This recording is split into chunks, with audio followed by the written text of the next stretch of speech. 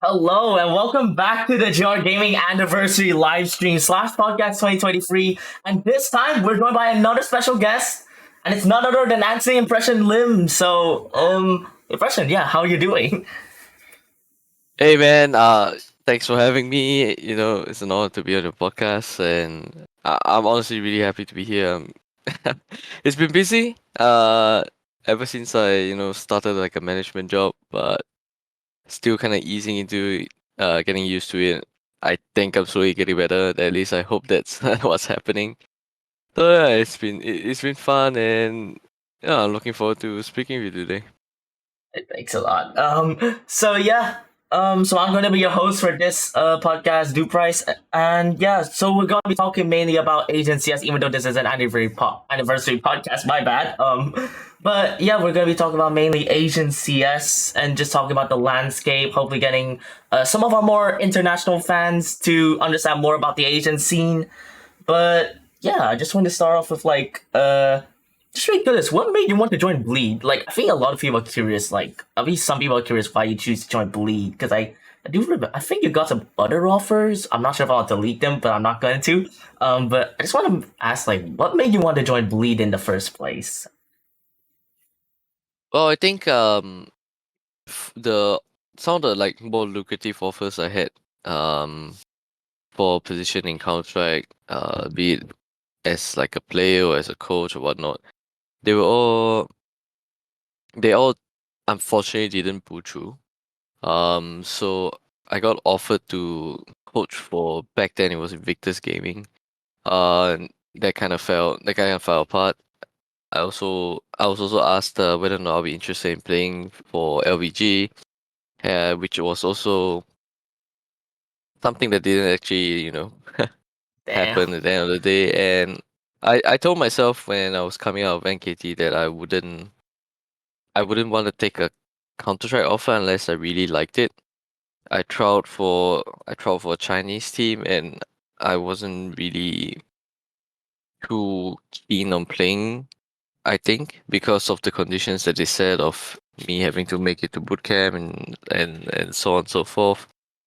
And I think I think a large part of why I chose Bleed was actually the fact that because Bleed is a Singaporean organization, and I've always for a very long time wanted to actually kind of just return home and play and work for a Singaporean organization.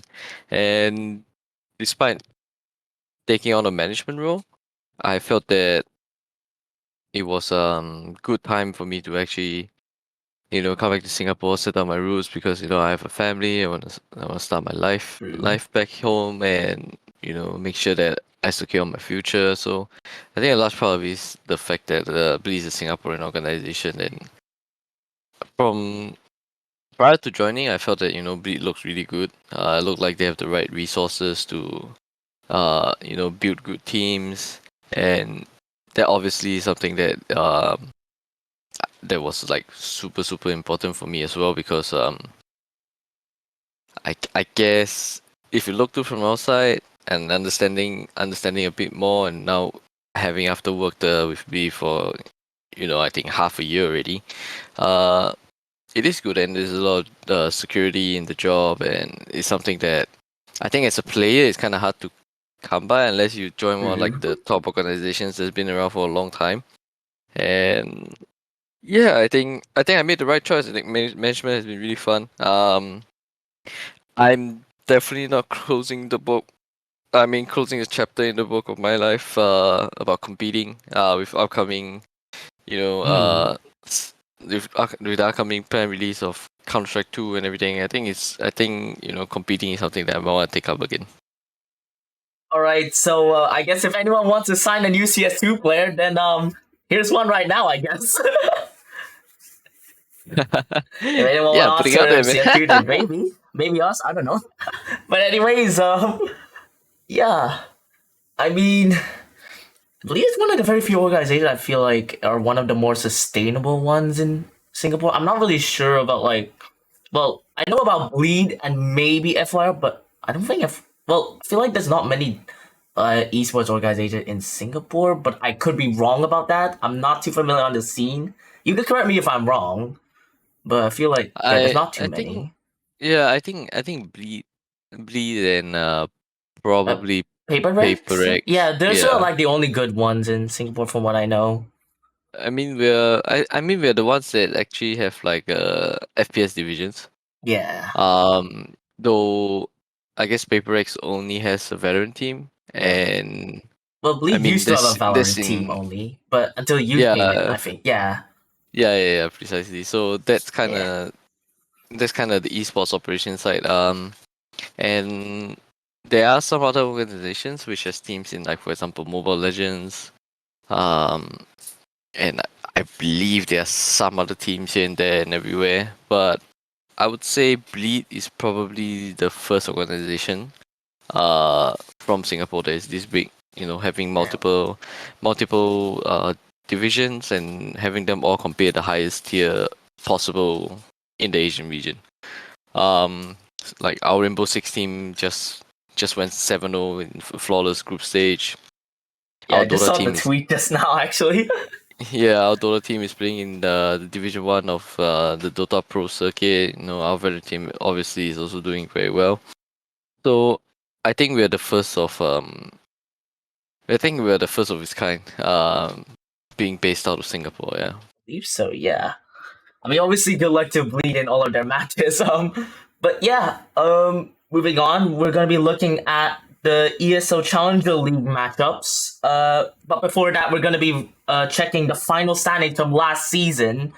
If we could switch the scene. Yeah, okay. So, just a quick recap for ESL Challenger League season 44 last season. LVG have won it, so they'll be going to ESL Pro League season 18. So they won't be able to dodge lands anymore, I guess. Wings Up, they do manage to finish second. IC third. Fourth, surprisingly new happy. And yeah, the respective standings, you can see it on the screen right now. But I'm just curious, is there any team that kind of surprises you in the standings, or a team that kind of like you don't expect them to finish there?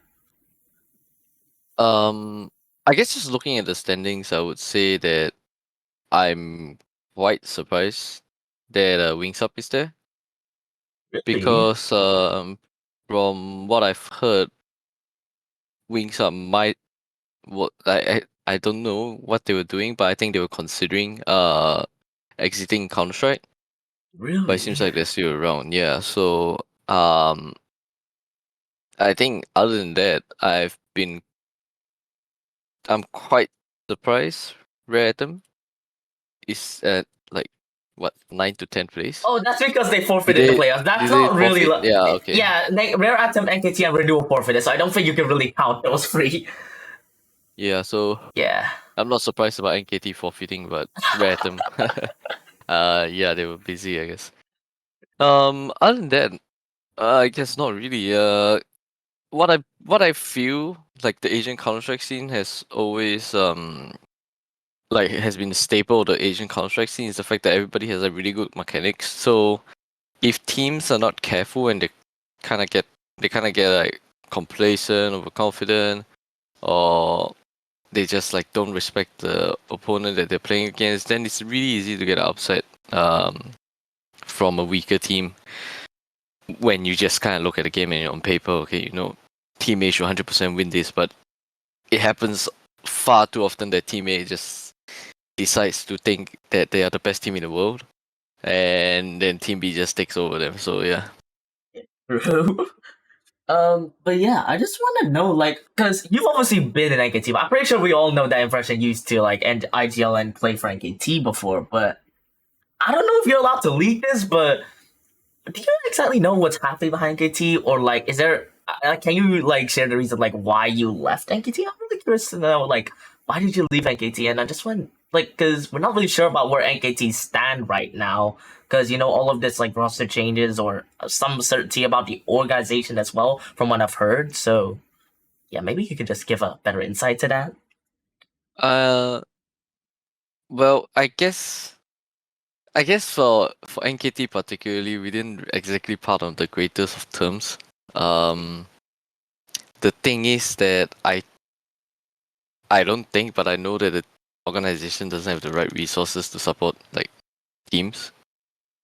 I'm not sure how the situation is now because we parted ways. I think all the way like almost a year already. It was like June of last year.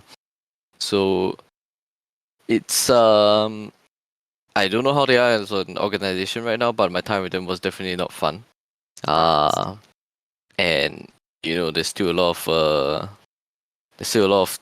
things that we're kind of just still sorting out between myself and NKT, and it's already been a year, and it's been hell and a pain to deal with. So I believe with their recent forfeitures and everything, it just kind of seems like it is still probably not too much of a fun time being in NKT. But I can't comment for sure what's happening. But from my own experience, as a player, completely irrelevant to what I'm doing right now, I just felt like they were not the greatest organization. Well, NKT, I mean, obviously, I know it's probably better if you don't comment because I don't want any like legal action or anything happening between you two. But yeah, it's kind of sad to see that it took you like it's taking you a while time. I mean, it's it's my own opinion. It's the truth and the fact of the matter. I mean, like, if anyone were to comment on this, I feel like you'll be the best candidate to do this because you've obviously been in NKT and I haven't, so I feel like you're definitely the person to comment on that. Yeah, so I mean, what I'm saying is just my own personal opinion.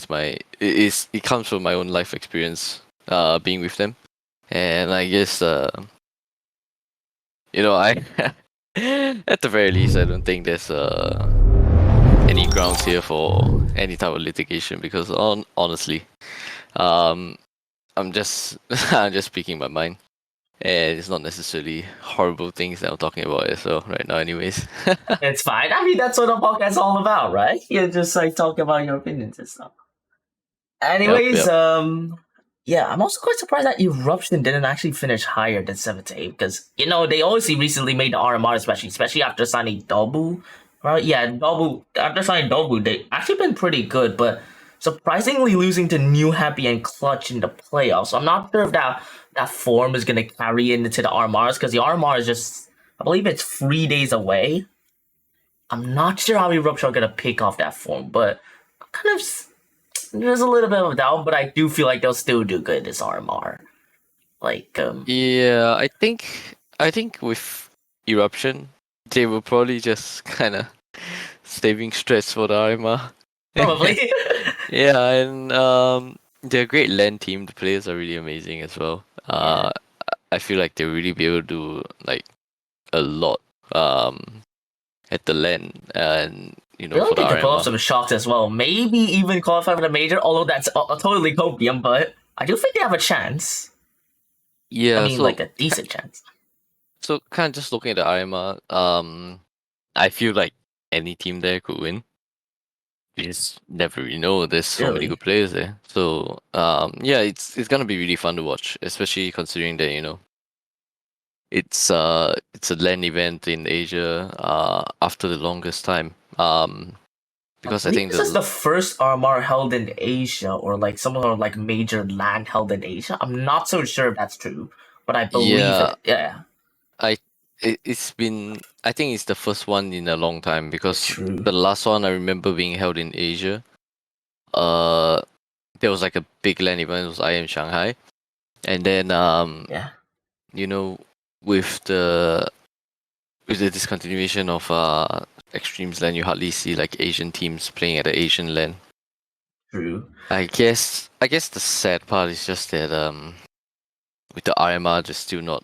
I think the qualifiers are still kind of I don't know. It's just still the regionalization of it is still not the greatest. I think. Really? Yeah, because I guess the sub-region qualifiers is something that is pretty much necessary. Like the qualifiers are kind of split into like the Middle East, the Chinese qualifier, Oceanic and the Asian qualifier, right? But Yeah. honestly, I think you can't just lump the entirety of Asia into one big qualifier because then that kind of goes crazy. With the recent surface of a lot of Eastern Russian teams, I think it's really important that East Asia and East Asia and kind of Southeast Asia is kind of like split apart. So the region is just too geographically and like literally still quite big.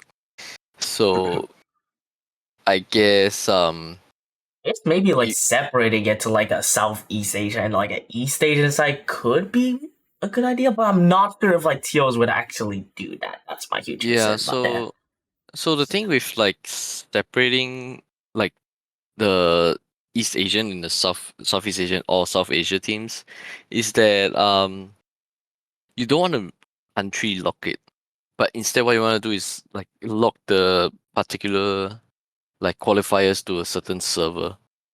So this way it makes the most sense because then True. teams can register for any qualifier that they want to, but no matter what, there's not gonna be like the moment that they register, they are agreeing to the server that they're going to be playing on. So that makes the most sense. Indeed.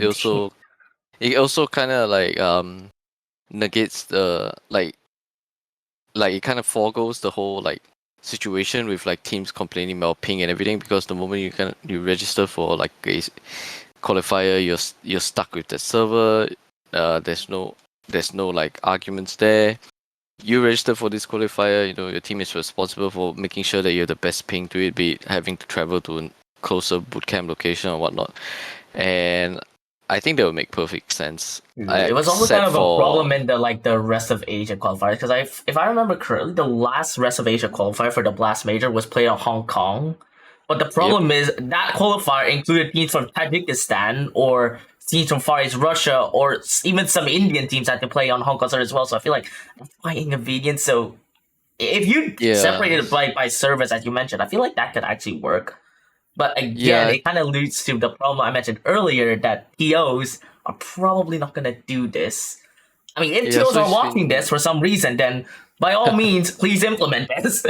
It's rooted by impression than me, so yeah, please. yeah. So I've been trying for the longest time to get that to be the case. But it's still kind of hard. I guess it takes time to make changes like this because it's something that I believe has not been tried. I don't Uh, think so. yeah, because I think generally what TOs would do is find the server with the best ping that is the fairest for both teams.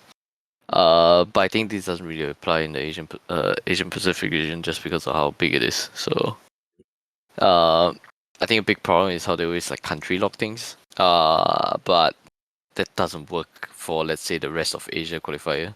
In fact, I feel like Definitely.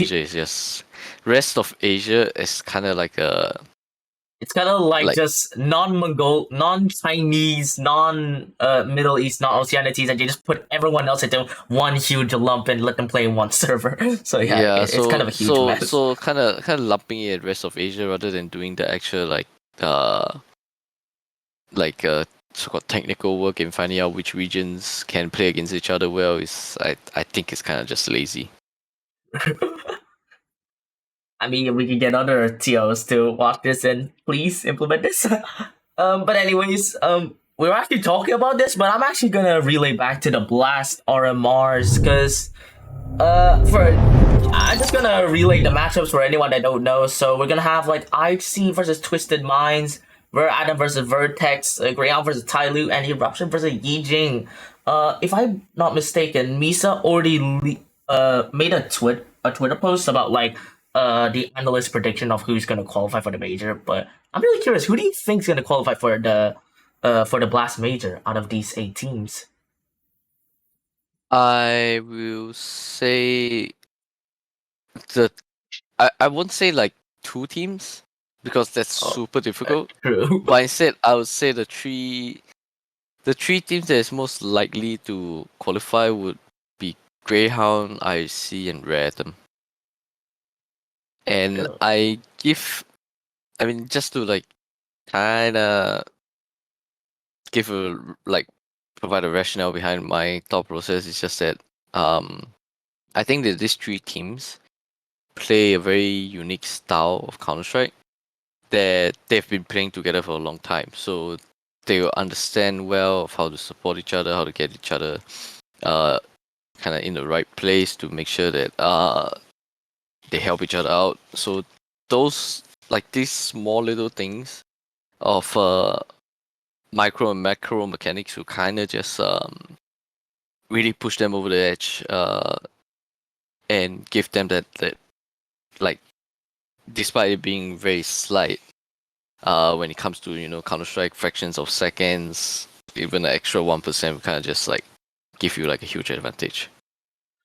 I actually agree with you there, but I was also kind of going to go for maybe Ty Luda because we haven't really seen much of them, and they did pretty good in the close qualifiers. I remember they only lost to Rare Atom, but if I remember, they beat everyone else, even LVG. But LVG like the land dodge situation, so I'm not really sure where to put Ty Lu in this. I wouldn't say they would make it, but I do think they would challenge for it. They would come close, but I'm not sure if I would put them in like the IT Rat and Greyhound like level of like experience and sort of like having that international experience. I'm not really sure if I would Yeah, put like so Tadu in that mix. so I feel like one of the reasons why I would also one of the reasons why I say Greyhound IC and Rare Atom is most likely to make it is because I think they have proper in-game leaders. Blitz, for example, is a chess grandmaster. Yeah. he's literally Literally, I I think saw he was like 4K elo or something. I can't remember, he's but yeah. literally one of the smartest minds I think in Counter-Strike. Evan as well, despite his age and the constant scrutiny surrounding him as a player, he has actually been doing really good. So that's really nice. And I think from Greyhound you have Inns. So Inns is actually like a insane player. Has great understanding of Counter Strike, and prior to him actually taking on the in-game leader role, he was actually I believe working with one of the like the smartest players from the OC region as well. So yeah, I think that's a good reason why I think that these three teams will make it, because I think the IGLs will be able to do like really good adjustments during the game in cut situations, in situations where it's like you really need that voice to kind of help out to get you over the line, I guess. So yeah, yeah, I agree, but yeah. So we're gonna have probably. I would say like these three Ts are definitely like above the, especially with like their IGLs and their experience. I would argue as well.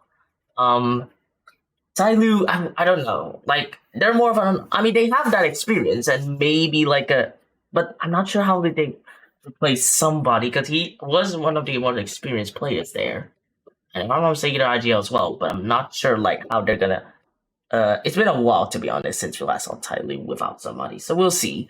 Because I don't think they played in that many tournaments for the past few months, if I'm mistaken. So yeah, we'll see. But anyways, moving on, we are going to be moving on to actually the Mongolian trans because there has been a lot of activity going to the Mongolia team because obviously we know IC they recently removed Score and picked up Hastica, but it's not just IC making the changes. Actually, a lot of the Mongolia teams making changes as well. So yeah, it should be changing on the stream right now. A lot of Mongolia teams have been making changes. Eruption actually the only team not making changes. So pretty interesting to see how this Eruption team would do. But do you think Eruption actually kind of like benefits of not making changes at all? Or should have they made like changes like what IC have done with Score out and Hasteka coming in?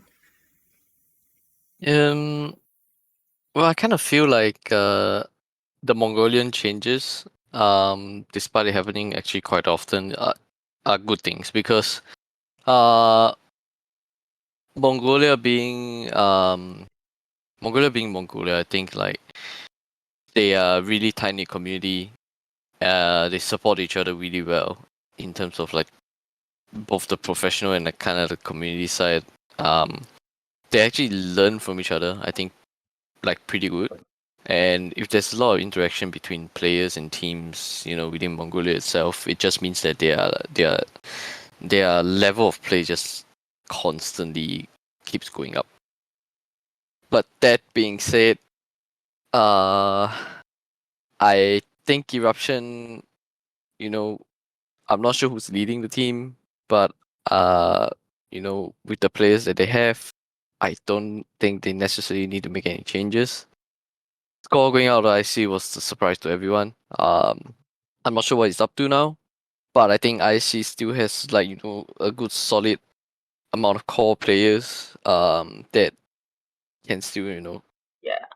I feel like can even really if compete Score still, does yeah. leave, like that core alone should be able to take the IT above the line, like in the RMRs or ESL Challenger League.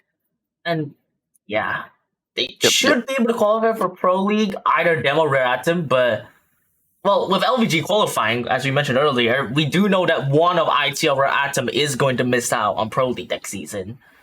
But not really sure which one of these two, because they are in different groups, so they will only meet in the playoffs, which I feel like both of them should qualify for playoffs. So yeah, I feel like when they match up against each other, it should be pretty interesting. I feel like that's going to be the match that determines which of these teams go into ESL Pro League, or potentially both of these teams might miss out. Although that's very unlikely in my opinion. But yeah, one of these teams I feel like should be qualifying for ESL Pro League. Yeah, I think definitely, yeah. And yeah, just to wrap up on the other Mongolia transfers, Clutch Gaming recently brought in news and MIQ from Renewal as they said goodbye to Hasteka, who obviously moved to IC, but also said goodbye to Tamir as he went to Renewal. Renewal had a complete makeover on their team. They basically only kept 2 players from their original team, and the last standing player, News, from that original sort of Renewal super team with Dobu, News, Cabal, etc. News is out. He moved to Clutch. So Renewal, they have a completely new team right now. I'm not sure how this Renewal team's gonna do this season. I mean, they ever since that somewhat super team with Dobu, Cabal, etc. just kind of this sort of disbanded. It's been kind of if for Renewal, they're not really challenging for the top, but it's more of the sort of challenging for the best of us, similar to Clutch, but I'm not really sure how this new team's gonna do. Tamir, I mean, pretty decent pickup for them. Not sure about the other two. Tugu somewhat experienced, but yeah, not really sure. I can see actually bringing in Gratis Faction as a rotate for Renewal and removing Nine and Senzu, so I'm not sure how that's gonna do. But if you want to comment about the NKT transfers, then yeah, I mean, if you want to. They've already gone inside the rotate, so I feel like that could be improving, but not really sure. I have no idea what NKT is doing. I knew how when I was back when I was in NKT, I knew how the organization was working. As in at least in the team division part, with MYM kind of being in the main position to add or remove players or making changes to the team, within the game or outside of the game. But afterwards he left as well. I guess if you kind of just look at everything, it's kind of just them deciding what is good for them and then trying to make it happen, I guess. I don't know the justification behind Nine and Senzu exiting. As far as I know, the last conversation I kind of had with Zion, who I'm still really close with, is that at least about Nine and Senzu, is that they were actually really good players. So I'm surprised to actually see them make changes when they're and kind of in this season where they just are kind of not playing. So that's interesting. It'd be nice to see them play together. But I think the first couple of weeks or months might be really rough, because then you have Gratisfaction trying to get used to Asian English. Jeez. And you also have the Mongolians trying to because I do remember NKT, they used to have somewhat of a Mongolian core, but they would communicate English because you have Zine and and Buntet, who I don't think they can speak Mongolian, so they probably use English, even though the Mongols are, if I'm not mistaken, they're used to calling in Mongolian. That's a language, right? I just have to confirm that. Yeah, I think Yeah, Zerote is pretty young, yeah, so I believe his English level is actually gonna we'll be all be right. pretty good. Yeah, but the problem is that if you make a Asian team that's kind of international, is that you all have to speak not English, but in fact what you have to do is speak Asian. So so yeah, I Whole think they'll different have language. yeah, I think they'll need some time to adjust to it. Wait, But on paper the lineup looks sick. Great that players. looks sick. To be fair, Yeah. if they all click in and the comms are pretty decent, then honestly they could maybe outside chance to challenge IC and IC and React. My bad. But yeah, it really depends on what happens in the next game rounds because it'll probably be a really rough start for them in my opinion. Yeah, I think more than likely. I don't see the team as the lineup that would just like come straight out of the gate and then like win everyone. And yeah, I just want to like get your opinion, but obviously, you've been out of the scene for how, if I remember, like a year. I mean, out of like a playing career, not like out of esports as a whole, like about a year ish. And Yep. like in that time, there's a lot of like younger players coming in. So I'm just really curious. Do you see like any younger players like coming up to like the levels of like IT or Rare Atom, or any young players that you think have potential to reach that level in the near future? Um, I guess it really depends on their development as a player because I think players which are younger now, they're definitely more talented. Um, and they have the ability to absorb new things a lot faster. But the thing is whether or not they actually kind of have the right like right mentality and the right kind of mindset to making sure that they do so, because with young players a lot of the time what you kind of see is that young players just take a lot of opportunities for granted. I guess it comes with experience in life. You think that if you just do what you can is enough, but honestly, you gotta do your best, and just gotta give it a little bit more, and that takes a lot of I think mental capacity. It takes a lot of like grinding and making sure that you're doing it in the right way as well, because you could be playing like 12 puck games a day on top of practice, and if you're not devoting your time, your own personal resources, and time is actually the most important resource into and devoting in the right way, then you're just not gonna go anywhere that much. So kind of with that being said, I don't think there's any like players to particularly keep an eye out for or keep a lookout for at the moment. In fact, I feel like I feel like all the new names are players that I would have no trouble dealing with if I were to like start competing again. Well, that could be pretty hit to say good. I actually have a few names here, but yeah. Well, these players like I feel like have potential. I do have a couple of names here that I do think have potential to make it, and they are pretty hardworking. And they are willing to put in the time, the effort, and also like continue to grind all the time, and just willing to like continue working. Uh, and I do see that in some of the players in the teams that you wouldn't really expect to see these type of talents, because sometimes when you expect like maybe like I guess you could argue the most recent one was Senzu, like being picked up by NKT for the Mongols, but I mean, yeah, just like what you mentioned, there's not really like that many people to like put an eye on at the moment. So yeah, there's not really anyone I would say like is that like this person will become like one of the best, because again, it's really uncertain, because you could be like you could be grinding really hard right now, but who knows what will happen like a year or two? Maybe they'll just lose passion. Maybe I don't know, something else happens. Maybe they have to focus on their education. I don't know. So yeah, probably I wouldn't say there's anyone else on my mind as well at the moment. But yeah. And moving on, we're going to be talking about the ESO Challenge League Season 45 because obviously we know CS2 is coming out pretty soon. And this might be the last ever ESO Challenger League season and the last ever chance to qualify for ESO Pro League. That'll be in CSGO because if I'm not mistaken, the next ESO Pro League will be in CS2 because it's going to be released in summer, if I'm not mistaken, right? Yep. Yeah, so this will be the last ESO Challenger League / ESO Pro League season for CSGO. And these are the groups. If you don't know, they got seeded pretty recently.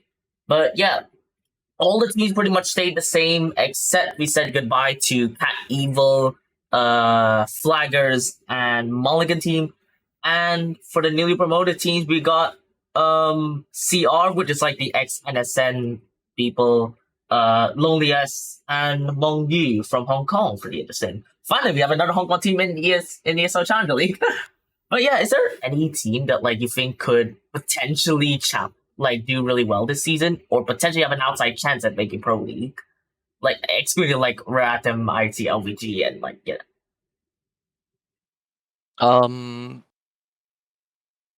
I guess kind of just like throwing in a curveball, saying NKT if they're able to get on the right like if they were able to actually kind of use their honeymoon period well, I guess with every team Maybe. generally if you have a new lineup, you're gonna everybody's gonna come in with fresh ideas. You're gonna share a lot of cool tricks and kind of like niche things that would actually make a team do really well throughout the first season. With the lineup changes, I think it's something that they're going to be able to do.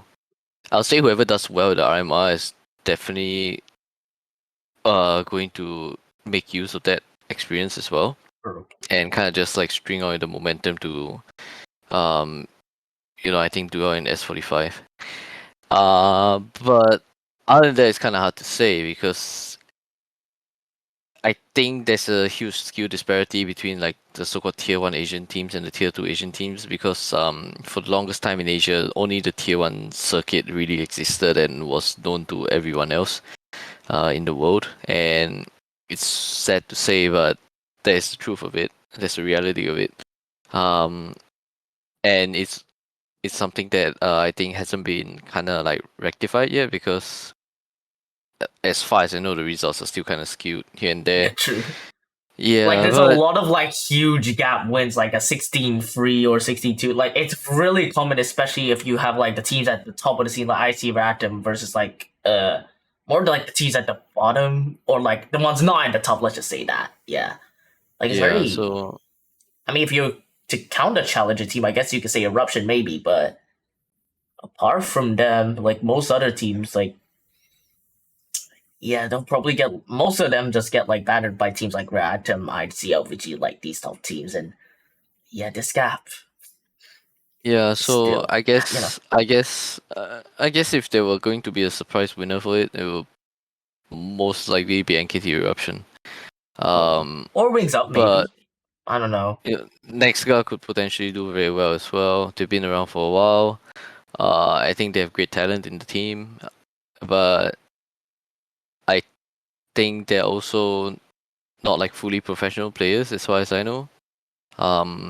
I believe some of them are studying, and that could always get in the way of a team's progress. They also made a roster change, if I'm not mistaken. Naofu leaving for Moon Esports, so I'm not really sure who they're bringing in because at the moment they only have 4 players. So I'm not really sure who they're gonna bring in to replace him as well. So that's like a little bit of a, I don't know who exactly they're gonna play with, but yeah, if they bring in someone good, maybe someone experienced, then they could challenge maybe. But at the moment, I do feel like it's still the same conversation with like the same 5 to 6 teams at the top. Yeah, so I mean, just looking at the list, the top teams here are definitely Ratum, LVG, and IC. And Ratum, LVG, and IC are the 3 teams that have actual in-game leaders, which is something that you hardly actually find in Asia. You could have an in-game leader. Yeah, that guy would kind of like make calls and you know like execute the playbook and make sure that the game plan is being followed. But would the guy really be able to make like proper adjustments during the game? You're never really sure. And prior to the game, the preparation part of it, if they don't have a coach, would this in-game leader actually lead his team in the right way to making sure that they prepare well for those games? I think those are all things that you know actual and proper in-game leaders should be able to do. And we have a lack of that, I think, in the Asia Pacific region as a whole. So yeah, it's hard to get an upset if your entire unit, like a team is like your four limbs and the head, right? Yeah. You got five players. Maybe you have the coach as well, which makes it six. You have four limbs, your torso, and kind of your head. And I guess if the head isn't put on right, the rest of the body is not gonna work that well, I think. I mean, yeah. I mean, not many teams I think have like a proper IGL as well, and especially teams like at the bottom as well. Like, yeah, it could get pretty messy if they don't. I mean, to be fair, there wasn't a lot of IGLs to begin, anyways, because you mentioned earlier, like there was a lot of like just more of like a. They all have pretty good aim, but it's not many people willing to be in like that. More of that like IGL position that's in charge of like all the strats and like making sure everyone's on the same page, etc., etc. There's not a lot of people I do think have that like ability to do it in Asia, or at least the ones that are competing that to do it in Asia, because a lot of people are just more like aid based, if I'm not mistaken. Yeah, so everybody wants to kind of like be a star, but nobody actually thinks about who puts the star in their place and making sure that, the team still functions well. I think it's I'm not sure how it is now, but at the very least from my own observation, I feel like players don't appreciate each other enough. There are there are like players who actually have to do, like, honestly, to put it very bluntly, the shit role, to do all the nonsense that nobody else is willing to do just so that the rest of the team can perform. And that's often overlooked. Uh, and it's weird because it's overlooked even in like the highest level of Counter-Strike in Asia. So yeah, I think there's no real like natural in-game leaders, save for a few, and it's really just honestly a handful um, that take on that role, actually go and uh, be like really smart, be really experimental, and like actually enjoy it and approach it the right way with the right uh with the right kind of like mentality and the right emotional side of things to make sure that the team and they themselves perform. Well, all right. So, with that being wrapped up, I guess so. We're just gonna be talking a little bit about CS2 as well, because well, we did mention that CS2 was coming out in like summer earlier, but I'm just really curious. Like, do you think they would like any TOs? Because the first major is gonna be held in Copenhagen 2024. Uh, so I'm wondering if there's a chance that PGO could implement that decision we talked about earlier. Because we already talked about earlier that the rest of Asia qualifiers they were kind of messy, and like it's better to like kind of just arrange it by servers so you don't have like that huge disparity between ping or everyone arguing about what server to play on or like ping disadvantage, blah blah blah. So really curious if they're gonna implement this. But do you think there's anything else that could be done in like as we switch to CS2 like later this year? Do you think there could be anything more that could be done to like help the agency out or like kind of like give them to not have this like sort of mess, let's just say that in the qualifiers? Well, I guess honestly, other than fixing the servers, not that they're broken, but kind of assigning it in a better way. Save for that, I think there's not that many changes um that I hope to see. I guess the IMA being at land now is one of the biggest things, and I hope it continues to It would be nice to like have like to be another so. like land base in Asia as well. Yeah, so I think that would be really nice. I think TOs can kind of capitalize on the whole CS2 hype to make like a proper league as well. Um, like a league that actually leads to like kind of like a LAN finals and everything. Specifically just for the Asian regions, and then it will just be Asian teams. Right now there's only ESCA. And I think that's not enough for the entire like the entire like that cannot be the only thing that exists in the entire infrastructure of Asian League Counter-Strike. Probably not, because like there's only like So one or two teams, maybe if you're lucky, three teams that go to land for the Asian region. But yeah, yeah, so it would be nice to see like more I Asian think teams like it that. would be nice if like a proper marketing campaign was put into everything. Like you could invite you can invite like 5 good streamers and have them play in like a ESCA league, and it would be great for them as well. As well as for the game and for the community itself and for the streamers as well. Also, there's a lot more exposure as well to like the scene overall. Yeah. Yeah. And also I think it's just a matter of knowing that tournaments are actually happening. It could be something as small as, let's say, like the recent Face It, the recent Face It Cups with it, like it's just like really small tournaments, and that players should, I think, continue to play. Even though the incentive might be in the bigger picture not the biggest thing to win, but if there are players playing in a like competitive setting, it kind of just like it kind of just like encourages everyone else to play, because they feel like, oh, there are players out there who wants to play, let's say, a tournament just because they want to play with some of the best players that they can possibly play against. So I'm hoping that TOs kind of just market the Asian tournaments or upcoming plans that they have, be it like IPs or leagues, big tournaments or anything like that at all. I kind of hope they just market it well, no matter what they do.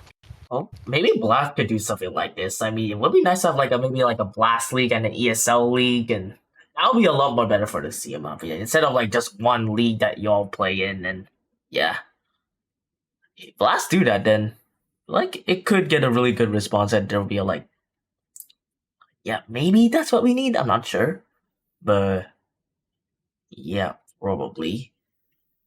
Yeah, I guess the more tournaments the better, but they also gotta kind of host it the right way, to be honest. True. I mean, but to be fair, there's only like a few like top like TOs that you can listen. Like this ESL, you have maybe Face It if you're going that way. There's Blast. You can PGL, maybe PGL, I don't know, but yeah, just I mean, if you're going really far, then maybe Perfect World, but they're mainly hosting like Chinese leagues. I'm not sure if they're gonna like expand towards like the towards creating an Asian league, but there's not really many TOs to work with, so yeah, it I mean, could be. there was the Perfect World League, the Perfect Pro League, Yeah, was it? but that's the Perfect World League, but I think that's only for like Chinese, maybe a few Asian teams, but it's mainly for like Chinese teams. Yeah, And so I guess like if they spend on that well enough, they could really capitalize on the whole hype surrounding Counter-Strike 2. So I mean, at the end of the day, it would be interesting to see. No point speculating. I'm just excited that Counter-Strike 2 is coming, and I hope that it is a good time for the Asian scene to kind of be more on a upwards trend rather than what it's been going over the past couple of years. actually, see, that could also win like a lot of the players that switch to Valorant. Maybe they want to come back. I don't know, but if we could capitalize on it, right, and they all come back, let's just say that, just hypothetically, and this structure was to be implemented. Let's say Perfect World wants to create a league, then there might be a chance we could keep hold of these players and just win the Valorant players back. Yeah. Other than that, I feel like yeah, that's kind of what we need to like push forward with the seed and maybe like not but going back to Valorant players, who knows? But yeah. Yeah, I think with something new, generally what you want to see is progression or regression. So I think we're all hoping for the former here. Yeah. Obviously.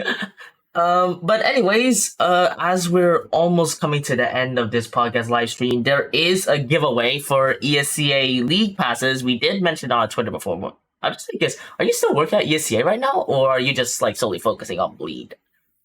Yeah, I'm still with ESC as a Oh, okay. community manager. Trying my best to reach out to um figures in the community and making sure that they're aware that there's tournaments and they let like uh people that they play with, communities that they are part of, uh know that there's tournaments happening and they should be playing if they really love Counter Strike. And I do know and I do believe there's a lot of people who still have huge passion and their hearts out like all the time for Counter Strike. So yeah, I think um I think there's a lot of good work to be done in Asia, and I Definitely. believe that it kind of still takes two hands to clap. TOs are running tournaments like, even if there's really small scale tournaments, like for example like the late night series on Face It. You winning Face It points is still winning. And it literally means that those points can be contributing to like a prize, like a skin, for example. But if there's no one playing it, then TOs don't see the numbers. If TOs don't see the numbers, then it's a very straightforward thing. It's just kind of like, oh, what, even something small like this is not being played in, then what's the justification for like businesses to actually like, run tournaments and stuff? Exactly, because It's they also only care something. about the numbers here. Yeah, I mean, I wouldn't say they only care about the numbers, but I Okay, would but say like, that to justify, like, let's say a large scale event, with good prize pool and proper production and everything, it actually takes a lot of business proposals and stuff like that to make sure that it's funded well. Because uh I think a tournament organizer can't just go like, yeah, we're gonna host this tournament, the prize pool is $100,000. Production is like back end production is gonna cost like manpower hours of like, and like cost of like maybe like $300,000. You're looking easily at like 5 to 600K just being spent on the tournament. And then next thing you know, there's like what 2,000 viewers on the stream and watching the games, and not many teams are signing up, or there's always the same teams. There's just kind of, I think what Asian Counter-Strike kind of lacks is like storylines. And to build those storylines, it actually takes up a lot of resources. And in order to devote resources, businesses must look at it in a very objective way. So yeah, I think like I mentioned, it takes two hands to clap. We just need teams to be playing in Asia. And I mean, this is like solely my opinion, of course. We need I mean, teams obviously, in. the better thing is that more players come back. Obviously, I mean, the more players, the better. Especially there could be more competition for this region. Maybe another underdog team that could possibly potentially challenge IC Rapid. Maybe, like you already said, we need more of these storylines. So yeah, we have these some more teams that can challenge these, or like go on like these underdog runs where they make it to like, I don't know, like somehow beat these teams along the way. That could also be nice for the scene. Yep. Yeah, I But think yeah. I think honestly, you just need players and teams to be playing, and more tournaments will eventually just come up. So it would be great if we can get more players, I guess. Hopefully. But anyways, we are going to be moving into the giveaway. So if you don't know how to enter, remember to follow this stream and just try to be active in the chat, and we will draw one pretty soon. Um, and yeah, just to clarify, because some people were a little bit confused, the winner of this giveaway will be able to give 5 league passes to his team. We're not drawing 5 different winners here. We're drawing one winner, and then that winner will give like 5 league passes to his or her team of their choice. So yeah, we'll be ending the giveaway pretty soon, and I'll draw the winner. Yeah.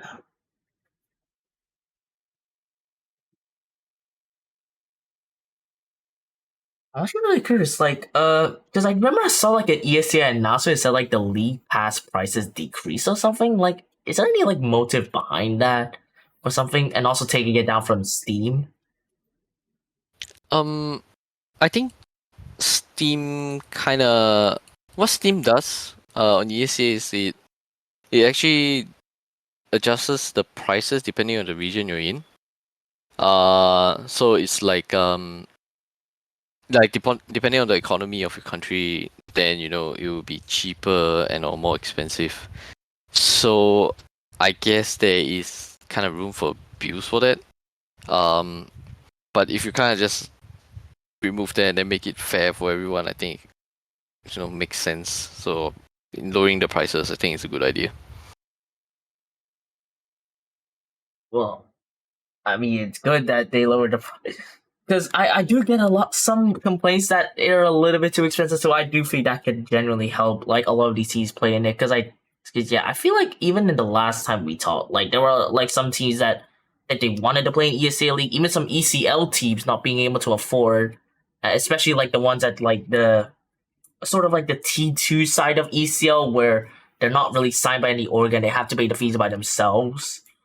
So yeah, this change could really help them and try to get more teams to sign up for ESC tournaments. And yeah, we already mentioned it, like getting the numbers up, like and that stuff. So yeah, that could generally help us. Yeah, Yeah, I think it's I think one of the biggest things about Asia is the various countries have very like differing types of economy, like very varying economies. So yeah, if things are made cheaper, it definitely helps encourage the players who are trying to start out, to play because true. it is a free to play game, but trying to play competitively, it's kind of hard to justify like having to pay money up front to even Yeah, like true. compete and then try and win something. And a lot of teams know that or a lot of players know that they are actually really far behind. If they get in, they might just not do very well, and then if it feels like it's a waste of money. So there's like It's also rather like than it like yeah, kind of being free, and you can just have your attempt at it.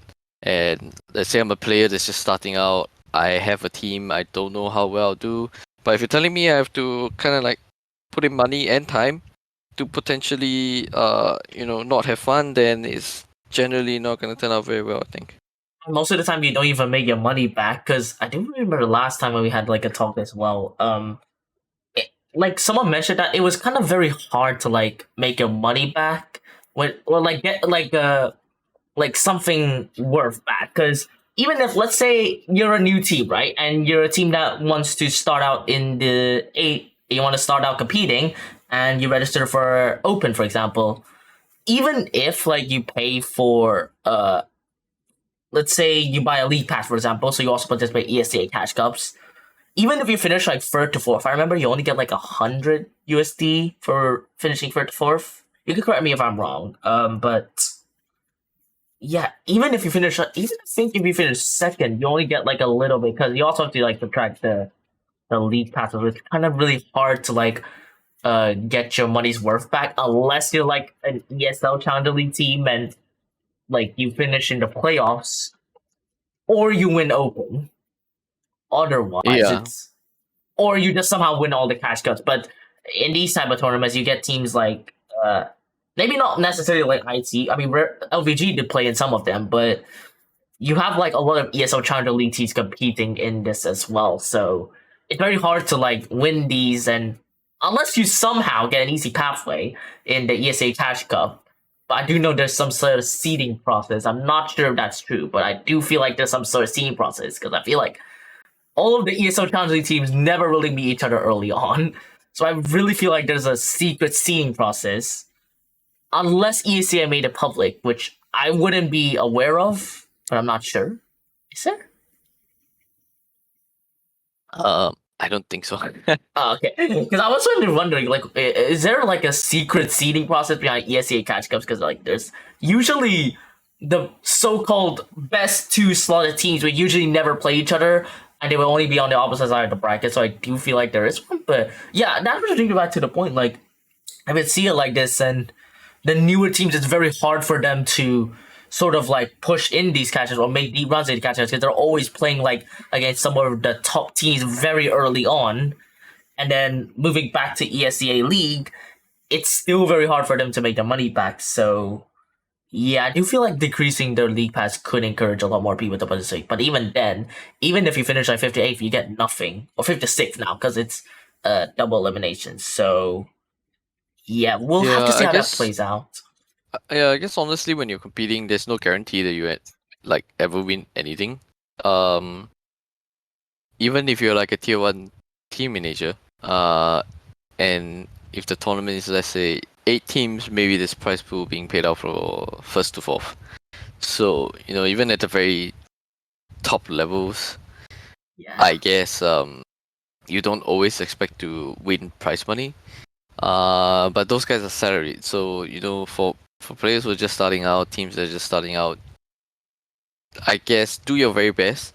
But if you can't win anything yet, just don't be discouraged and just keep pushing. And because if you're pushing hard enough and then you're putting in enough effort, an opportunity is always going to come by, and then you just have to grab it and really just go at it.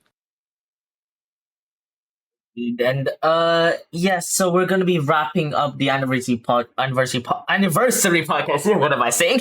But anyways, yeah. So we're gonna be wrapping up here. Just a quick announcement: the giveaway will be moved over to YouTube instead. So yeah, because I do realize the timing may not be that convenient for everyone. Very sorry about that. There were some difficulties in arranging the times, but yeah. So we are gonna be moving the giveaway to YouTube instead. We will announce how to re-enter it later on. And yeah, just want to take another time to thank Impression for coming on to this stream/podcast. Yeah. No, man, it's been great. We covered some really fun topics. I think, it's been a great time, and honestly, I'm really happy they invited me. You're welcome. So yeah, we're gonna be ending it right here. And once again, happy anniversary to GR Gaming, even though it was literally 2 days ago, but whatever. And yeah, so we'll see you next time. And yeah, I guess we'll see each other the next time we have a chat, or I don't know, maybe next podcast. I don't know. Yeah, definitely, man. Happy to be on here, and thanks again for everyone for dropping by a live stream and just listening in. I guess if anything at all, feel free to reach out to me, on Twitter, and I'll reply as soon as I can. I'm generally quite busy. Yeah, you can follow like Impression GG at Twitter. Yeah, Impression GG at Twitter, or Do Price at Twitter as well. Or you can also follow the GR Gaming socials if you type !GR Gaming in the chat. And yeah, we'll see you guys next time, or maybe for another cast. I don't know. Bye. Thanks.